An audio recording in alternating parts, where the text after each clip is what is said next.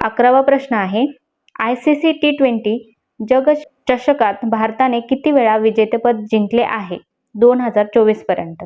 आपलं उत्तर आहे 2 वेळा.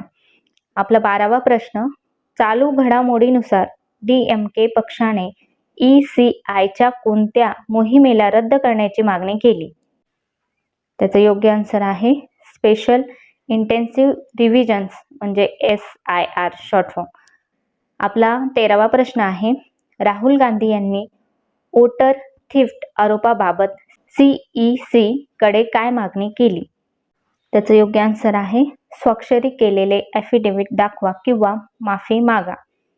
आपला 14वा प्रश्न आहे, CEC विरोधात इंडिया ब्लॉकने कोणती कारवाई करण्याचा इशारा दिला?